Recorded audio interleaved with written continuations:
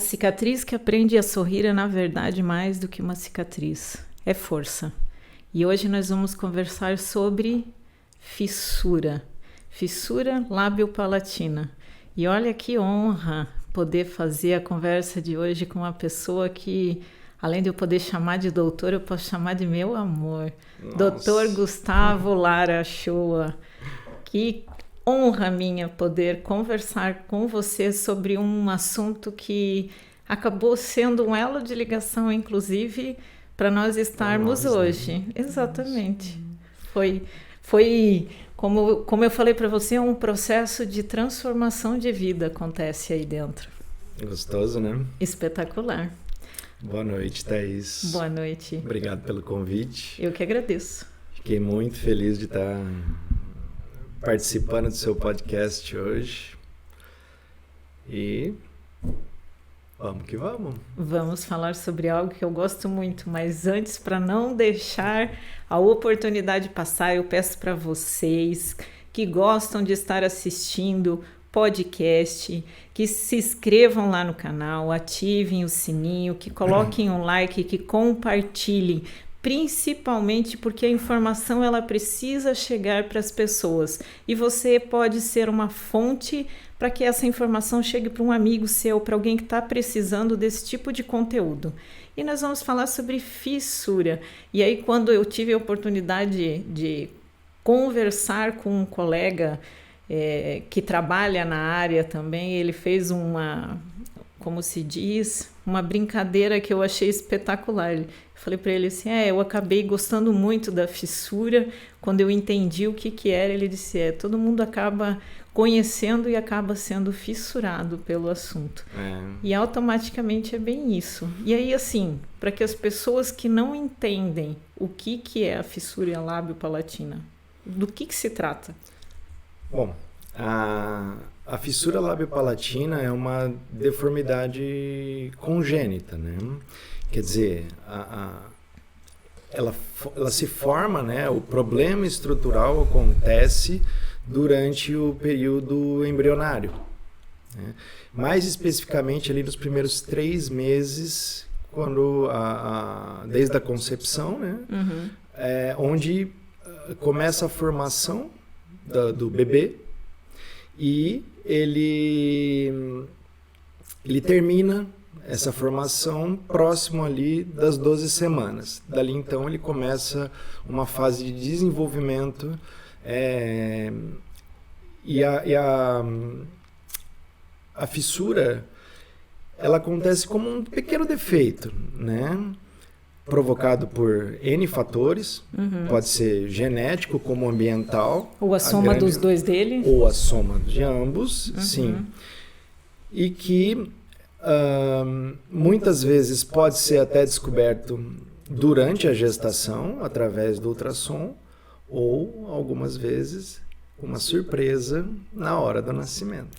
E aí a gente vai entrar numa questão assim, né? Durante todo o processo de relacionamento, quando o casal começa a constituir uma família, deseja aquela propaganda de margarina que passou durante muito tempo na televisão, que mostra tudo perfeitinho, tudo redondinho, e quando acontece algo assim, que é pego de surpresa, o que pode ser feito? Afinal de contas, tem tratamento, tem como resolver o problema. É longo, é prolongado, mas é possível.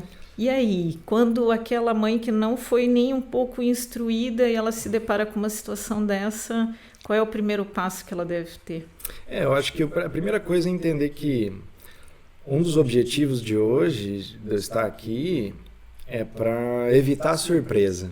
Tanto durante o processo de gravidez, né, no exame e tal, no período pré-natal, quanto a surpresa logo que nasce. E antes da gente começar a falar sobre isso, eu ia até te falar, né? Algumas fissuras envolvem o lábio, outras fissuras envolvem só o céu da boca, né? E algumas envolvem tudo, né? Uma porcentagem até maior envolve tudo e pode ser dos dois lados, né? E o que acontece? Logo que a criança nasce, existe um neonatologista, né? Aquele médico que faz uma avaliação geral dessa criança, do neonato, né? Do recém-nascido. E quando a fissura está logo na cara, né? Vamos dizer assim, ele vê o defeito no lábio, a abertura e tudo mais, ele já finaliza ali o diagnóstico. E ele tem a condição, naquele momento, de fazer um registro. Né? Toda criança sai com um registro do hospital, vai para o pai poder fazer o registro no cartório. Né? E dali, então, há uma condição do próprio hospital, da própria maternidade, de informar para os pais como proceder dali em diante. Tá. Né? Porque o diagnóstico é feito ali na hora. Na hora, né? Algumas fissuras, né, que são só de palato. É isso que eu ia falar. Algumas não estão expostas. Elas não estão tão na cara, né? Elas, algumas vezes, podem passar despercebida, né? Tem algumas que a gente chama de submucosa ou oculta, que na verdade é só a dificuldade de finalização de um fechamento muscular, mas que vai incorrer, promover uma dificuldade de fala lá na frente, pode promover, né? E que às vezes não é descoberta na hora. Então, as mais chocantes, né?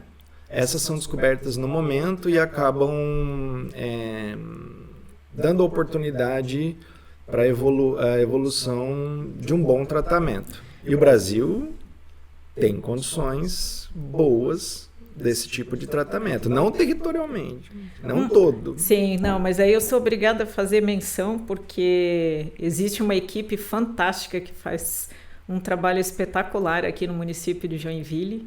Tem. E eu não posso deixar de mencionar isso, que Joinville hoje, inclusive, é referência nesse tipo de tratamento, tanto pelos profissionais que estão ali, pela capacidade acadêmica deles, mas por conta do tratamento pessoal que eles dão a cada caso. É realmente por isso que o Dr. Eduardo, quando esteve aqui, falou, quem acaba indo até o centrinho de Joinville, quem acaba indo conhecer a Profis, quem conhece acaba sendo contaminado pelo mosquitinho Exatamente. que causa a fissura na fissura. Exatamente. E aí, quem tem a oportunidade de se aprofundar e olhar o lado bonito de todo o contexto que vem depois, entende que é um processo de transformação de vida. Vocês acabam fazendo a transformação de um ser e de toda a família que envolve esse ser, né? Sim. Então é um trabalho espetacular. Poder ver hoje, entender, e aí eu sou obrigada a dizer que quando eu sempre ouvi você falando a respeito dos pacientes, a respeito da evolução, da dificuldade, da superação, era algo que existia um brilho nos olhos que dizia assim, opa, peraí, tem algo aí que é necessário ser conhecido. Então já fica o convite para quem não teve oportunidade ainda, porque por incrível que pareça, nós estamos em Joinville, no maior município de Santa Catarina. Temos o centrinho aqui na Rua Borba Gato, é referência para todo o estado, é referência para o Brasil e muitas pessoas daqui da nossa cidade não têm noção que isso existe e do trabalho que lá acontece. Então os profissionais que estão lá, eles são profissionais que fazem a diferença na vida de muitas crianças e de todas as famílias que passam por ali. Graças a Deus, eu me orgulho muito de trabalhar lá. Eu sempre digo que foi obra de Deus eu chegar ali. Nada é por acaso, tudo tem um propósito. De jeito nenhum, tudo. E aí eu sempre falo para você, você tem um dom. Você tem um dom de fazer um trabalho espetacular, assim como outros profissionais que estão ali dentro também, que fazem tanta diferença, e isso é perceptível quando as famílias dão as devolutivas do tratamento daquelas crianças. Sim, nada ali é feito singularmente. Não é tudo um no caso. Plural. Não, é tudo plural. O serviço é e interdisciplinar. Ali não dá para fazer o trabalho sem você poder discutir com o colega, né? Evoluir, porque cada caso é um caso, a anatomia é diferente. Cada ser humano é único. Cada ser humano é único e as condições para o tratamento, elas requerem criatividade.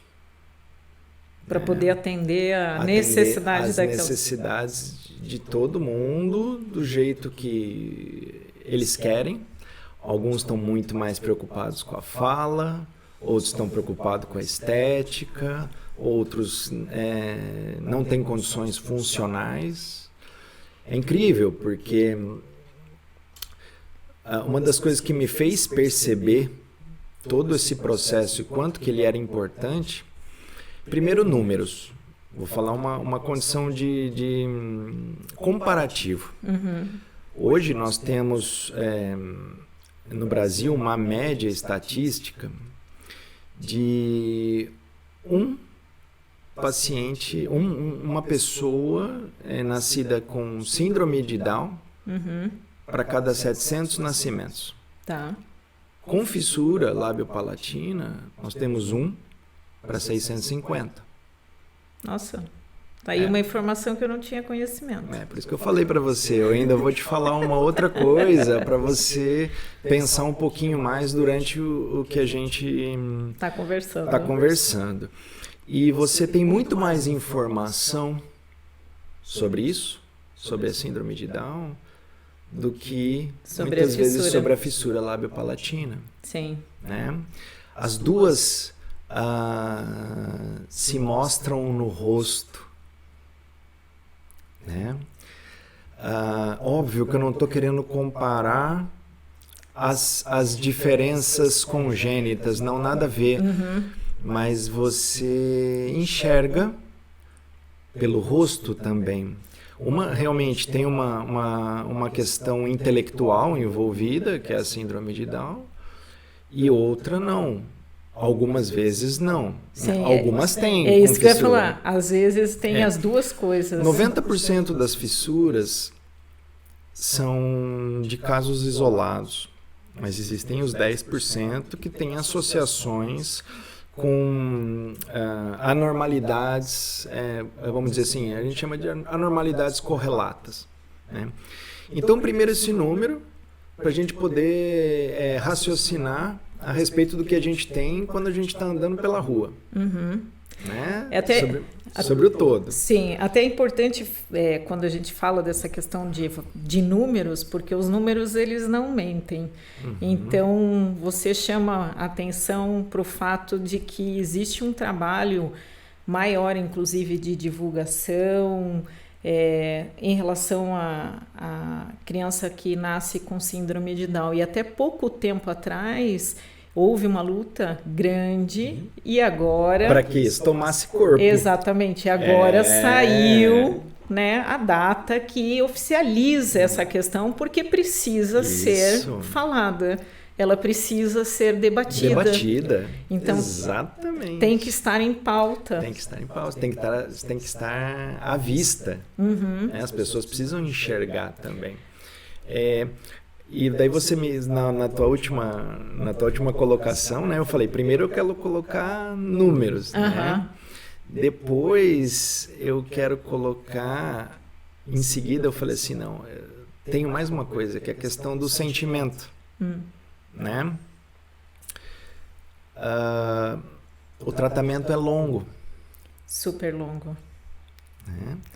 O tratamento pode se estender até 30, 40 anos de idade, se as coisas forem super bem desde o início, a gente tem uma previsão ali de alta próximo dos 20 aos 23 anos de idade, numa fissura completa, vamos dizer assim, o pior tipo. Né? Mas o principal nessa questão de tratamento é ver o quanto que esses pacientes depositam a esperança deles em alcançar um emprego, ter um bom relacionamento social, não serem discriminados. E uma outra coisa que eu vou dar de exemplo, tem muitos que não fazem alguns tipos de cirurgia, como a cirurgia ortognática, é minha incumbência realizar aqui no Centrinho de Joinville.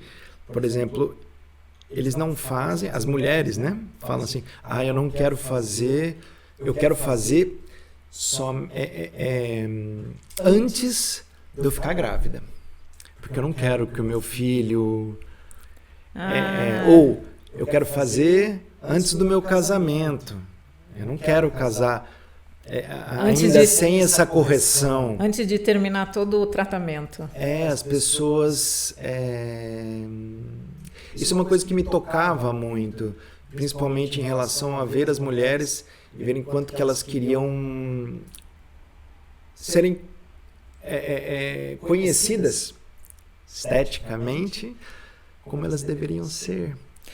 Porque assim, né, quando a gente para fazer esse raciocínio, e é importante a reflexão, como é um tratamento que acaba passando por todas as etapas da vida de um ser humano, e ele está passando por algo que está exposto, não é algo que ele consegue na sua grande maioria, né, salvo aqueles que é só no palato, que daí vai fazendo o tratamento de uma forma mais não tão visível, mas os outros que têm a fissura, né, no lábio, acabam passando por todas as etapas da vida, ali pela infância.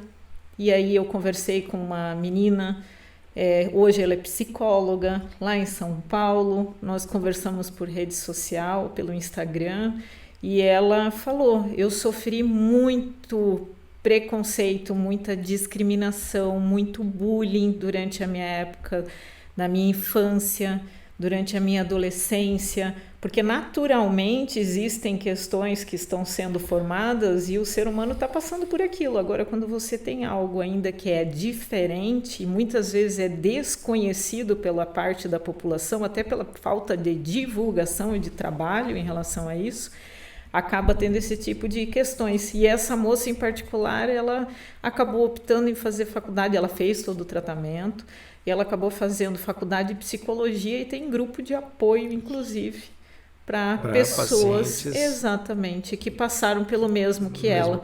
Então é um apoiando o outro e cada vez se unindo para isso. Então acho que é natural, né, que as mulheres, os homens também, os adolescentes, queiram passar por uma fase estando apresentáveis, né? Primeiro porque a sociedade tem o padrão que é colocado na cabeça de todo ser humano e busca se encaixar naquele contexto.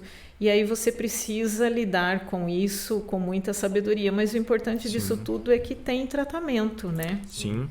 É longo, mas tem. É longo, Por isso que eu falo que é um processo de transformação de vida. A primeira vez que a gente conversou, tá lá registrado na nossa conversa, eu falei isso, você faz um trabalho de transformação de vida. A gente acaba mexendo muito com a questão psicológica, não só psicossocial, né?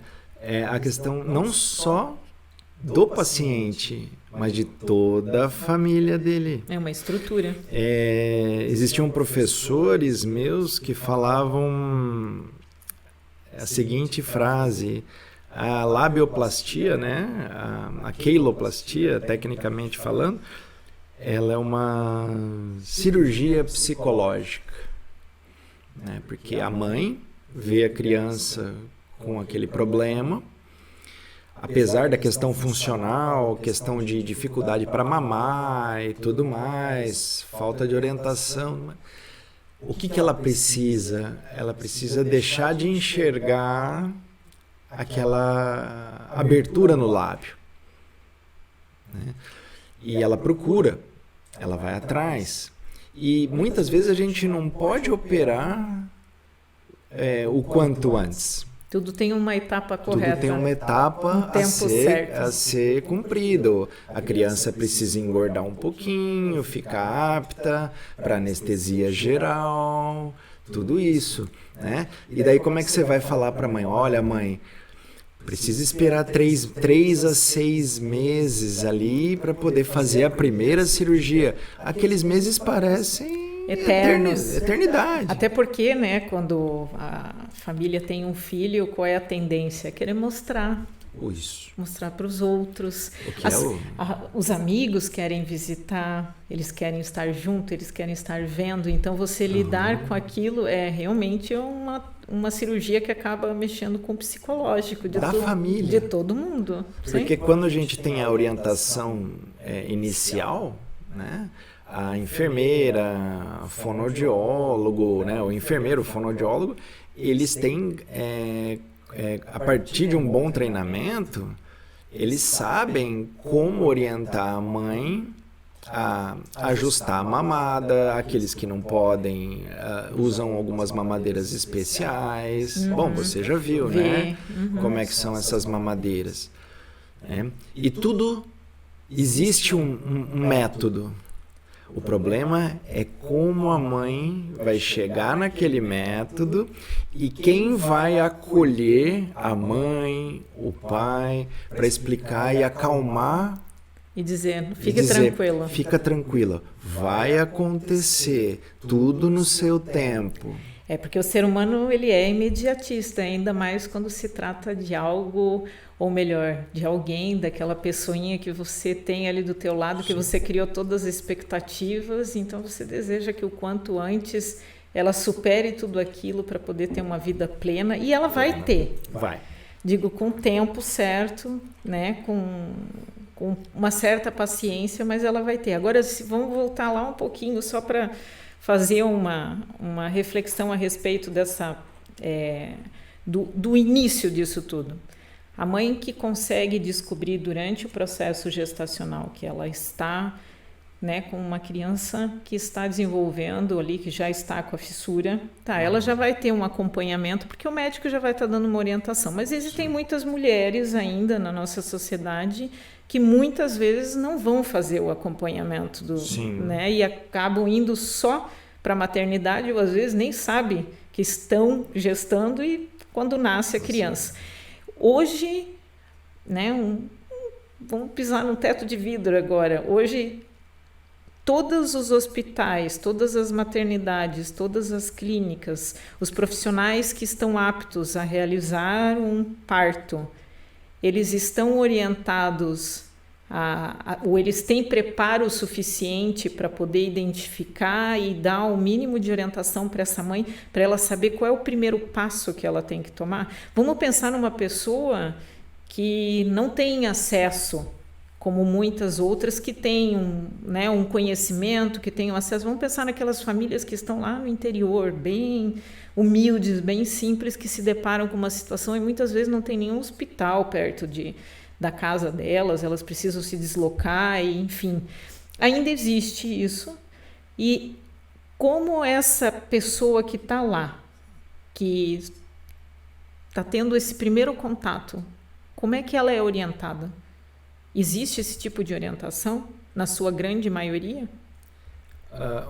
Você está perguntando em relação àquelas crianças que nascem em maternidades. Vamos começar por aí.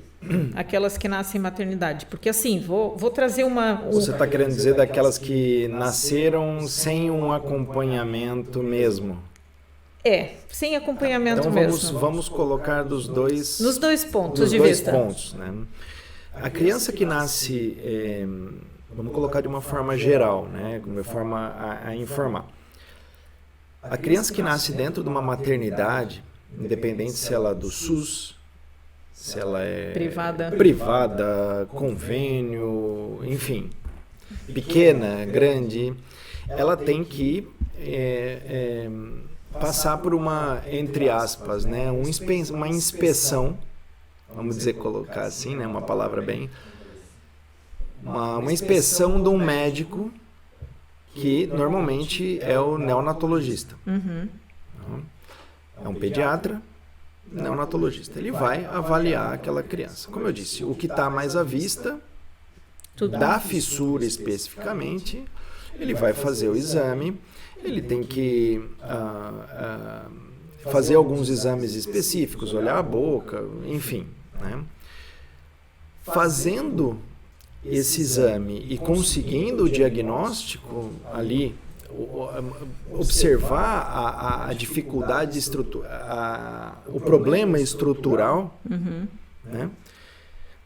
Ele vai fazer o registro e dali nós começamos a problemática de que quem vai fazer essa orientação de como procurar o atendimento para aquele problema. Né?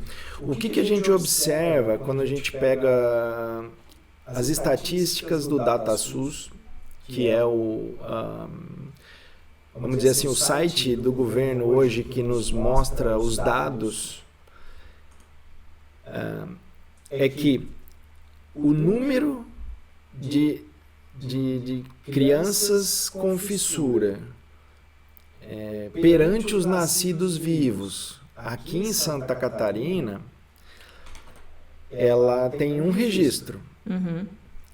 A partir do momento que eu sou o meu centro de referência do estado, que é aqui em Joinville, e eu percebo que eu recebo mais do que está ali, do que está no DataSUS.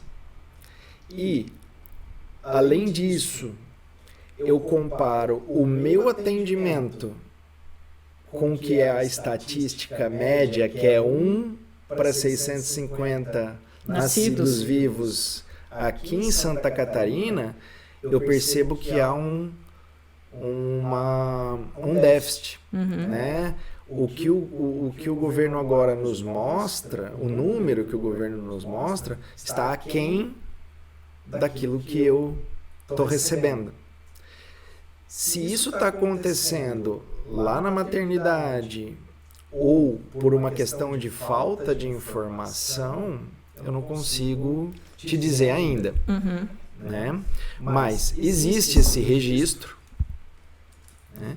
E daí as instituições, as maternidades, elas têm que, esse paciente tem que ser orientado, seja pela enfermeira, pelo serviço social, pelo médico, enfim, como o esquema que a própria maternidade regula ali dentro dela.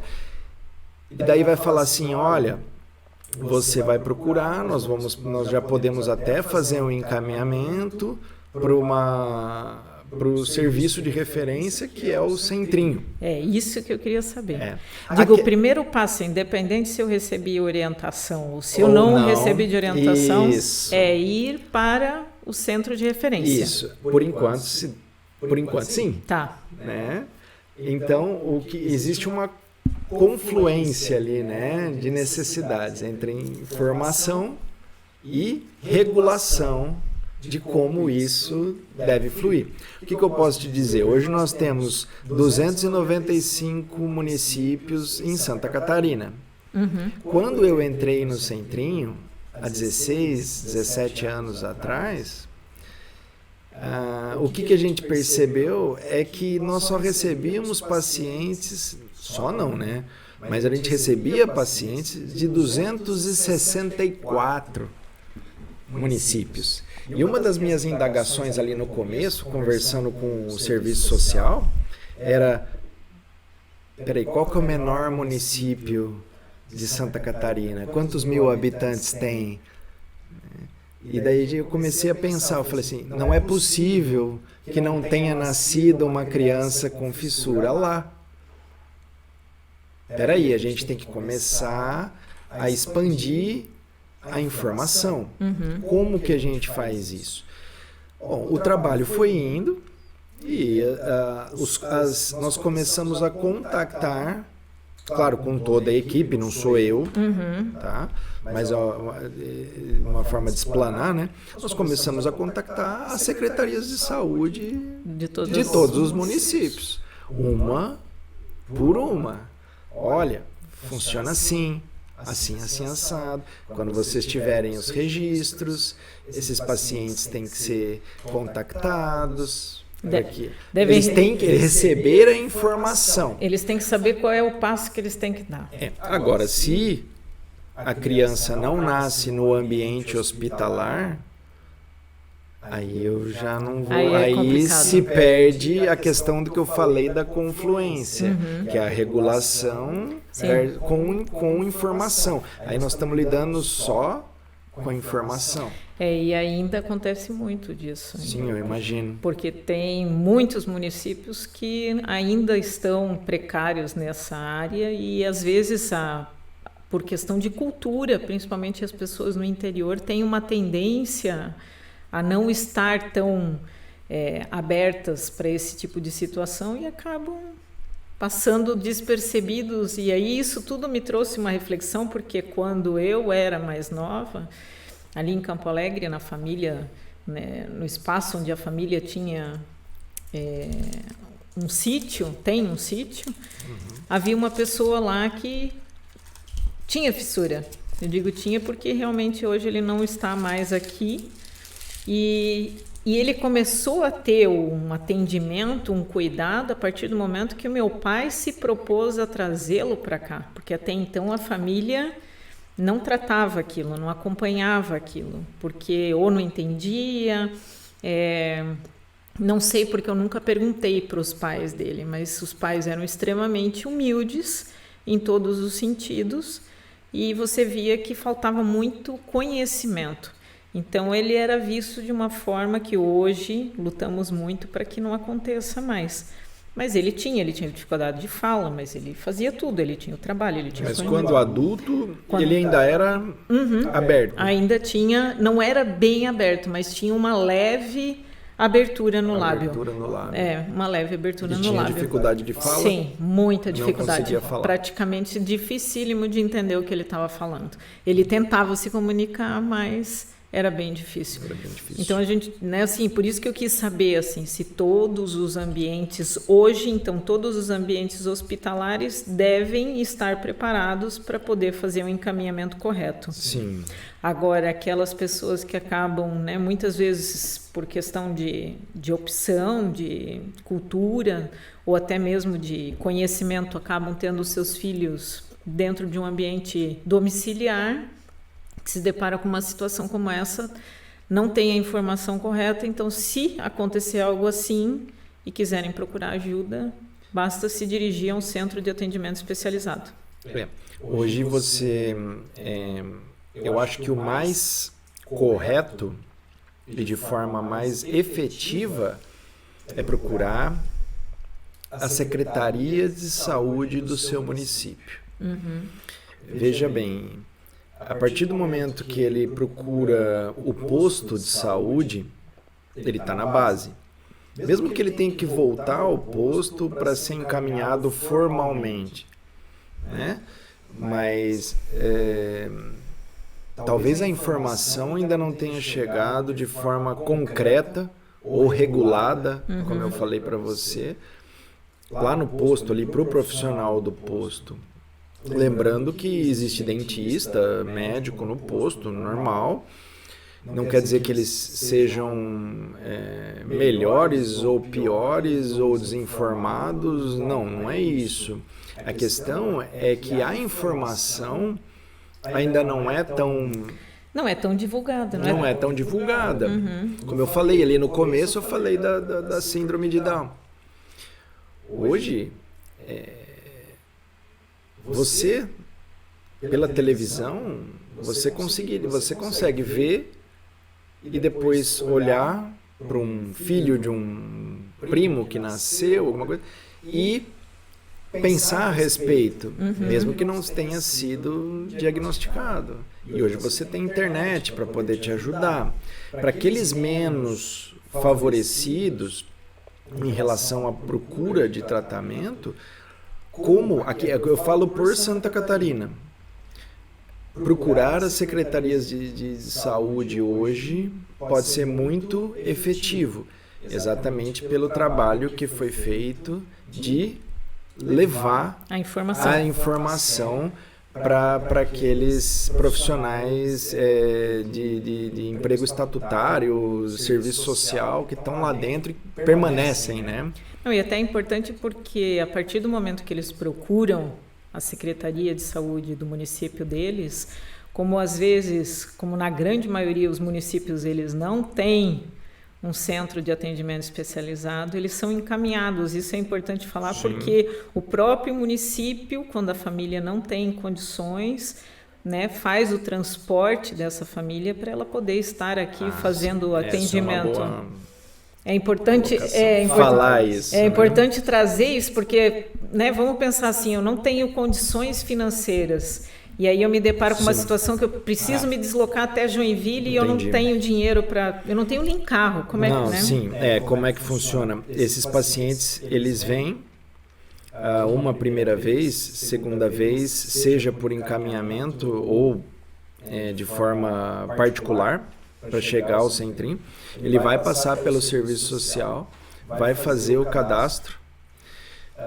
Muitas vezes a gente acolhe as mães ainda gestantes, tá? Para explicar para elas como é que vai ser. Para deixá-las preparadas. E esse cadastro no serviço de referência vai garantir a esse paciente um tratamento fora de domicílio, onde o serviço público, intercâmbio municipal entre municípios e as verbas estaduais que envolvem esse tipo de tratamento vão possibilitar, então, a prefeitura de lá trazer o paciente para cá. Para poder fazer o tratamento. Às vezes vem de van, vem de ônibus, mas vem com as passagens, vamos dizer assim, esse transporte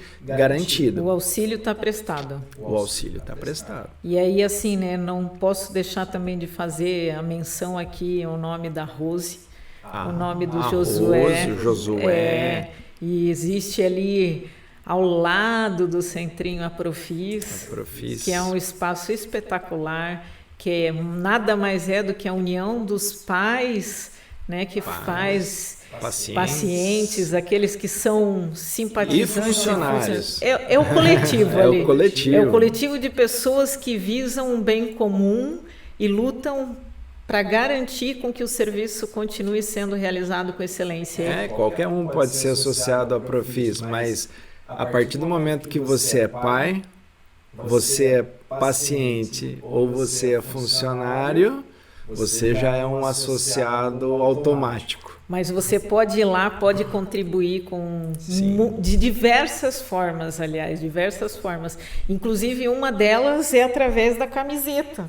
Né? Eles têm camiseta, eles têm agenda, eles têm vários trabalhos que são feitos lá no local e que é uma forma de arrecadar recursos para poder manter a excelência do serviço realizado ali. Então, caso você tenha interesse em adquirir a camiseta ou qualquer produto para contribuir com essa causa que é maravilhosa, basta depois mandar uma mensagem ou procurar lá pelas redes sociais da Profis ou até mesmo Thaís Feto, para que nós fazemos esse link, essa ponte, que com certeza vai ser muito bem-vindo. A Profis fica ao lado do Centrinho, né? O Centrinho fica na rua Borba Gato, 685, e a Profis fica ao lado. É um terreno, é uma localização anexa, mas a Profis é uma associação. Sem fins lucrativos. Sem fins lucrativos, então exatamente, que dá apoio ao Centrinho, ao tratamento do paciente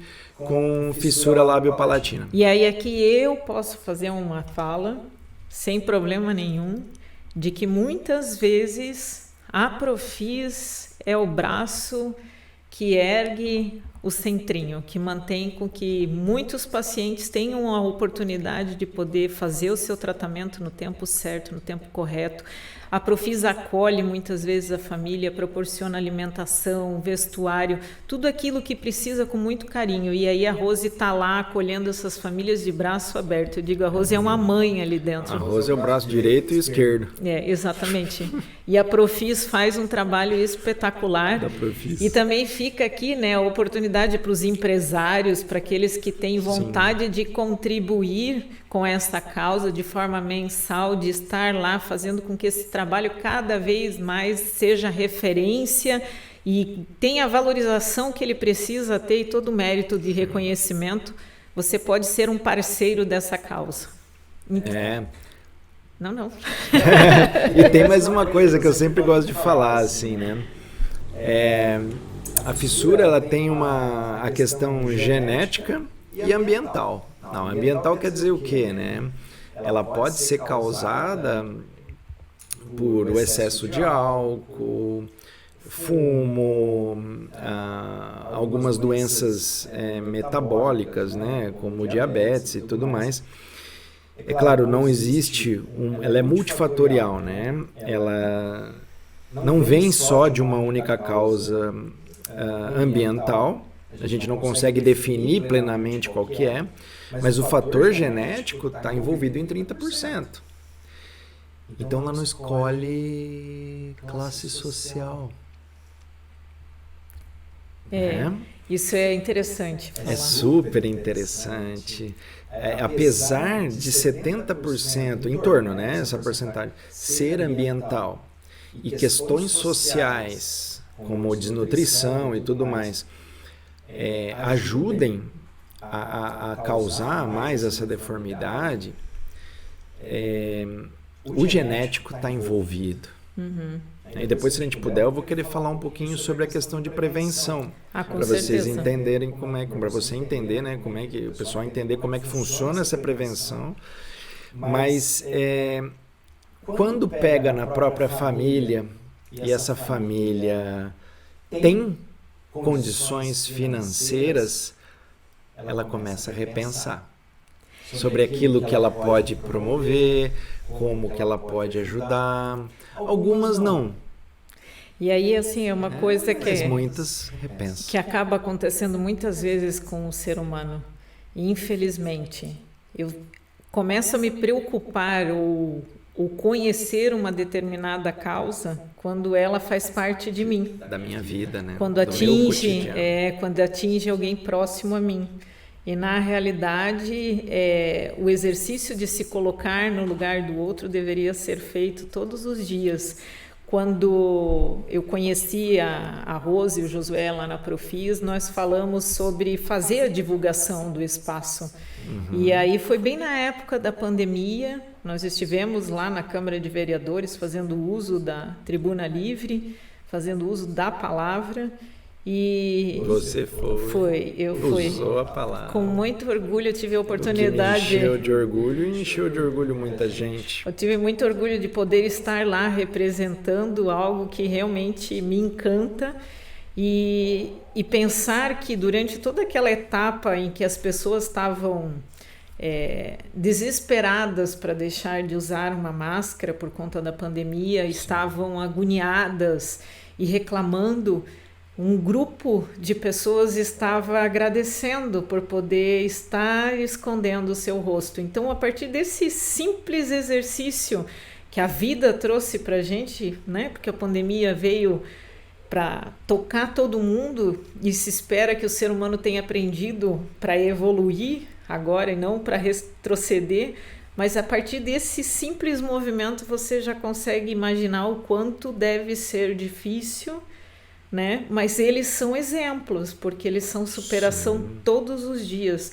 E aí você sempre compartilha algumas coisas assim que acabam tocando muito, que é a questão, o quanto eles conseguem superar, o quanto o simples fato de poder começar a comer comida sólida. Então, algo que pra gente tá ali, faz parte do nosso cotidiano. É normal, mas para eles é uma vitória. E são pequenas vitórias durante todo esse tempo de tratamento.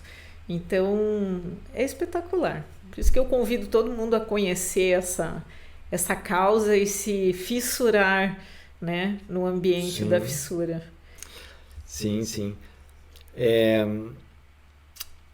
Você falou sobre tempo. Tempo? Tempo. Idade. Vamos pensar na questão do tratamento agora. Vamos voltar lá. Digo, tudo tem um momento certo para acontecer no tratamento da fissura. Sim. Não entrando em muitas minúcias, não. Isso, não, sim, mas como é o quadro evolutivo para que chegue naquilo que é o desejo de toda a família. Estarem reabilitados. Bom, primeiro a gente tem que entender que o tratamento ele foi idealizado conforme a demanda foi aparecendo. O tratamento no Brasil, ele começou ali entre a década de 60 e 70, em Bauru, no interior de São Paulo, num centro que chama Hospital de Reabilitação de Anomalias Crâniofaciais, da USP. E ele começou com uma portinha, onde a intenção era fornecer esse tipo de tratamento. Só tinha um ortodontista na época. E esse processo todo foi crescendo. Só que o tratamento, o Brasil, por ser um país continental e muito miscigenado, a incidência era média, não era tão pouco, não era a máxima, mas continua sendo 1 para 650 nascidos vivos, e os casos começaram a vir. E o Brasil realmente se tornou uma referência em volume desses tipos de paciente e principalmente a possibilidade de pesquisa. Muitos tratamentos que a gente tem ortodônticos, né, aqueles de aparelhos mais complexos e tudo mais, eles começaram a ser idealizados pelos pacientes com problemas de deformidade. O simples foi indo para o complexo. Então, naquela época, sim, muitos pacientes adultos ainda eram abertos. E eles chegavam para o tratamento ali para começar a tratar. Sim, porque era algo totalmente novo. Novo, né? E daí esses tratamentos foram evoluindo e os protocolos de tratamento foram começando a surgir. Outros países também foram evoluindo cada vez mais, mas a nossa massa de tratamento era muito grande. E como que se protocolou e que tem até hoje, com algumas variações entre as críticas científicas, né, dos centros que trabalham com isso. A princípio, vamos pensar nos tipos piores de fissura, que são as transforâmicas, aquelas que pegam desde o lábio até o palato. O palato é o céu da boca, né? E a parte da fala. A criança nasce, em 3 a 6 meses ela vai fazer o fechamento do lábio, né? De 1 ano a 1 ano e 6 meses, né? 18 meses, ela vai fazer o fechamento do palato. Por que de 1 ano a 1 ano e 6 meses? Porque nós estamos naquela fase pré-aquisição de fala. Se eu não tenho o meu céu da boca fechado adequadamente, a musculatura posicionada, como é que a criança vai falar? Entendi. Adequadamente. Daí essa criança, ela evolui, ela cresce, desenvolve, ela vai ser acompanhada por uma equipe multiprofissional. Próximo entre os 8 a 12 anos de idade, ela vai realizar o procedimento de enxerto ósseo, onde nós fechamos então o lábio primeiro, o palato depois, e depois essa parte onde ficam os dentes, essa é a última, de fechamento. E teoricamente, ela tem que evoluir só com o aparelho, né? Ser acompanhada, crescer e depois de adulta, finalizou, ela vai fazer a correção do nariz e do septo. Então, essas fases são as fases básicas. Né? Teoricamente, então, ali pelos 20 anos, mais ou menos, esse paciente está todo reabilitado com as cirurgias básicas do tratamento. Então, são as cirurgias primárias, lábio e palato, céu da boca, o enxerto ósseo alveolar e depois, no final, a rinoceptoplastia, ou uma correçãozinha, outra ali de plástica do lábio para poder finalizar. Vale ressaltar que não é a perfeição. Se hoje eu pegar um paciente sem fissura e fizer uma rinoplastia, né, ou a cirurgia do nariz, pegar um paciente com fissura e fizer a mesma cirurgia, se eu mostrar para um cirurgião plástico que não lida com fissura os dois casos, provavelmente ele vai achar aquele caso do paciente não fissurado, né? E que ficou muito melhor o resultado do que o paciente com fissura. Agora, se eu mostrar para um cirurgião plástico que está acostumado com a complexidade da fissura e ele comparar o pré-cirúrgico com o pós-cirúrgico, ele vai falar, meu Deus, ficou lindo esse paciente com fissura. E com certeza o próprio paciente vai olhar e vai dizer isso. Porque o parâmetro de comparação é outro. Cada ser é único, cada situação é única e ali existe uma complexidade que requer um olhar diferente. Mas é importante lidar com a realidade. A mãe, o pai, eles têm que saber que a cicatriz que está no lábio, que foi decorrente da labioplastia, da queiloplastia, ela não vai sumir. Eu tenho pacientes que já passaram pela adolescência e falam para mim assim, mas e esse risquinho? Esse risco que ficou aqui, quando é que vai tirar? E aí cabe assim, né, até, não lembro o nome agora, mas o nosso profissional técnico aqui pode até nos ajudar, se for o caso. O conhecedor de artistas internacionais tem atores. Tem atores, eu mostro nas minhas aulas. Tem atores. Joaquim Phoenix. Tá vendo? Digo que tem também, é todo um charme. Eu dou um exemplo nas minhas aulas, exatamente essa. Eu mostro aqueles pacientes que estão em tratamento comigo, as crianças, né? Claro, todas de fotos de Facebook que já estão abertas e tal, eu pedi para os pais e tudo mais, e mostro o Joaquim Phoenix, e eu falo, todos eles querem ter essa posição, almejam também essa posição social. Não que eles vão alcançar, não, mas mas é o sonho da criança. Né? Quando você queria ser o super-homem, o Batman, o astronauta, aquela coisa toda. Eles são iguais. Claro que sim. E daí o crescimento deles vai sendo tolhido mentalmente pela questão do bullying, da discriminação, e a gente está ali para tentar botar essa autoestima lá para cima, tanto da criança quanto da família, e mostrar para eles, né, que não é só aquela cicatriz que importa. Né? É todo um contexto. Na realidade é uma história de vida e de superação e de grandes vitórias, né? Chegar ao término é dizer assim, uau. Só que às vezes as cirurgias, elas não só são aquelas básicas, né? Temos que fazer algumas outras. Mais complexas? Um pouco mais complexas. Tem a cirurgia ortognática de alguns casos de alguns pacientes.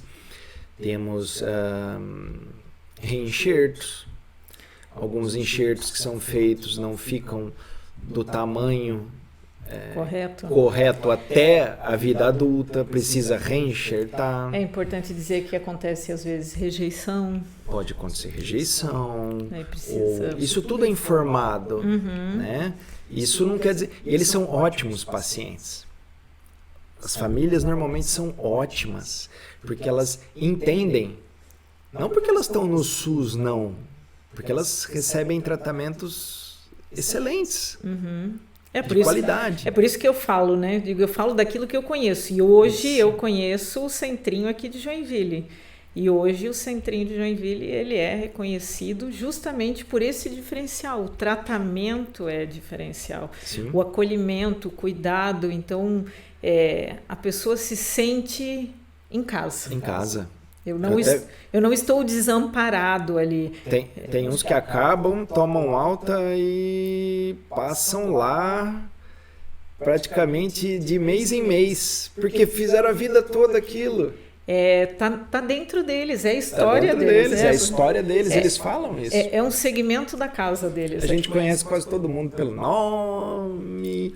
Hoje nós estamos com em torno de 5 mil inscritos, né? Todos esses 5 mil em fase de algum tipo de tratamento? Não, tem alguns que já estão Já terminaram? Já terminaram, outros mudaram de estado, né? Não estão mais lá, foram para o arquivo morto. Ah, tá. Né? Mas eu acho que hoje ativos nós devemos ter em torno de 3.500 ativos em tratamento. E essa complexidade toda faz parte do processo. Eles precisam disso e a gente tem que lidar muito com essa criatividade. Por isso que eu estava te falando. Quando der, eu quero falar da prevenção um pouquinho. Então fala rapidinho sobre a prevenção pra gente. Tá. Como é que pode ser feito a prevenção? Bom, a primeira coisa é o pré-natal, né? Tanto aquele pré-concepção, porque é interessante até que a mãe já se prepare para ficar grávida, que existem alguns tratamentos com complementações, né, com ácido fólico, vitamina B12, e todo o acompanhamento pré-natal que tem que ser feito. Né? Não deixar de fazer as fases corretas e orientadas pelo seu médico no pré-natal.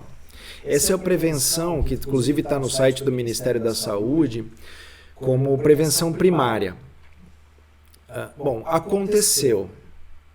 Nós vamos para a prevenção secundária. Como é que funciona isso?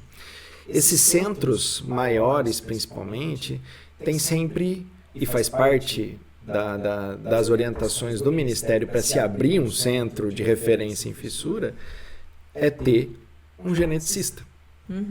Então, essa família ela precisa ser orientada quanto ao padrão genético dela, ela tem que ser investigada e ela tem que passar por um processo de aconselhamento genético. Eu tenho possibilidade de ter outro filho com fissura? Não. Diminuiu muito porque você já teve um. Tem casos que vai todos os filhos. Tem casos onde que o primeiro não, o segundo sim. Então, tudo isso, existe uma orientação, existe uma matemática genética para que isso seja aconselhado nas próximas gestações. Então, isso a gente passou pela prevenção secundária. E a prevenção terciária é o tratamento, propriamente dito. Né? Por quê? A partir do momento que eu faço e eu cumpro as fases do tratamento, eu vou criar uma nova família, eu vou pensar a respeito do problema genético que eu também estou carregando, e eu vou partir para a minha prevenção primária. Me preparar para ser feliz, né? E evitar ao máximo a recorrência. E isso é importante até para outras questões, né? Esse cuidado com primário ali, ele é básico para que outras coisas também não surjam no meio do caminho. Mas então, veja bem que a prevenção terciária, ela tem muito a ver com como que a pessoa se sente. Ela tem que ser tratada para daí estar plena, feliz consigo mesmo, para poder fazer todo o processo independente da fissura. Entendeu? Sim. Se prevenindo para que não aconteça mais. Sim. Ela vai conseguir prevenir 100%? Não. Não. Mas... Nós estamos falando sobre biologia, né, Thaís? Genética. E aí eu falo, a genética é algo espetacular. Fatores ambientais, localizações. Sim. Quem vive lá perto da colheita de fumo... Tem uma tendência maior a... Sim. É muito difícil isso. É complexo. Mas a gente consegue tentar diminuir essa probabilidade. Isso é muito importante. Enfim, nós estamos falando de uma das deformidades congênitas mais triviais, né, mais comuns, e que a informação precisa chegar cada vez mais. E hoje dá para dizer que já foi dado um grande passo a partir do momento que foi criado o Dia Nacional da Fissura. Sim. Então, existem momentos em que ela está sendo trabalhada. Hoje, as mães, cada vez mais, por conta da tecnologia, acabam, inclusive, se unindo em prol, uma apoiando a outra. Mas Instagram ajuda, Facebook certeza. ajuda, hoje está tudo lá. Mas o mais importante nisso tudo é dizer assim, né? Se você parar para buscar o contexto desses pacientes que acabaram passando por esse tratamento, a história de superação deles de vida e de inspiração é espetacular. Tem aqueles que se tornaram dentistas para poder justamente acolher outras crianças, psicólogos para poder dar o suporte psicológico que elas precisam por conta daquilo que elas viveram. Então, são pessoas que têm muito a nos ensinar. Realmente não tem como não ficar fissurado por esse tema, porque ele é espetacular. É maravilhoso trabalhar com eles, tanto tecnicamente, quanto emocionalmente. Então nós vamos agora caminhar para o término dessa nossa conversa, que eu adoro. Mas o bom é que assim, né? A conversa termina aqui, mas ela continua dentro de casa. Então tá bom, eu sempre estou trabalhando essa temática, a gente sempre está conversando. E quando a gente não está trabalhando aqui, eu estou falando com a Rose, eu estou em contato com a Profis e estou buscando fazer o que é possível para fazer esse trabalho continuar sendo de excelência. É muito importante levar esse tema de uma forma mais leve, né? Que é exatamente isso que as pessoas precisam entender. Precisa ser leve para todos, para que aquilo não seja um motivo de discriminação, de exclusão social, como era aí há 40, 50 anos atrás, onde pais, famílias mantinham essas crianças escondidas da sociedade, por conta de uma coisa que hoje, principalmente, tem tratamento. Pois é. Antes era visto como algo que fugia do padrão social esperado, não tinha como fazer um acompanhamento correto, mas hoje o tratamento está aí, ele acontece e é possível. Claro, dado a devida importância, mas não como algo sobrenatural. Cada um com a sua dificuldade, cada um com a sua particularidade, mas todos eles tendem a evoluir muito bem. Então, deixa o teu recado, aproveita. Se dirija para os teus pacientes, aqueles que te adoram, que te mandam mensagem, que dizem, ai, doutor, e tá cheio, não falta isso. Então, graças assim, a Deus, e assim, não, eu sou obrigada a falar, digo, para finalizar, você é uma referência. Obrigado. É uma referência na área, a tua dedicação, o teu esforço, eu digo, acaba encantando aqueles que têm a oportunidade de ouvir você falando sobre esse tema. Que bom. Bom, primeiro eu vou te agradecer pelo convite Eu confesso que eu fiquei bem acanhado de vir aqui, né? Fugiu. Fugi. Mas não teve jeito. Mas o que eu posso falar hoje para os pacientes é que eu amo muito trabalhar com todos eles. Espetacular. Eu adoro olhar a cara de felicidade deles quando os tratamentos estão terminando. E eu sou um exímio incentivador de vamos fazer esse negócio acontecer para acabar, para você poder ir embora, para você viver, né? Eu quero que eles vivam, eu quero que eles vão atrás.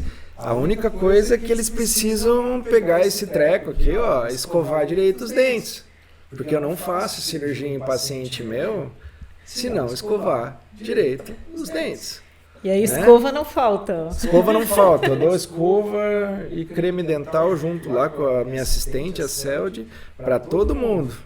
Então precisa estar limpinha a boca para poder operar direitinho e não ter problema nenhum. E a Celde é outra pessoa que merece um grande abraço, né? Porque é uma pessoa espetacular, que tem todo um carinho, um cuidado. Tanto com o doutor Gustavo quanto com todos os pacientes. Ela organiza a minha vida lá dentro. É uma pessoa assim que tem todo carinho e admiração. Isso é uma pessoa fantástica. Eu tenho que agradecer ela todos os dias. Com certeza. Por me proporcionar trabalhar com aquilo de forma tão gostosa. De forma gostosa. E eu agradeço o fato da Celde fazer parte da vida do Gustavo, porque daí eu fico tranquila também, porque eu sei. É uma assistente incrível. É mesmo. Então, eu agradeço imensamente você ter finalmente aceitado o convite de estar aqui. Nós vamos ter a oportunidade de continuar conversando sobre isso dentro de casa, com toda certeza. Uma delícia poder fazer isso olhando para você. Que bom, fico feliz.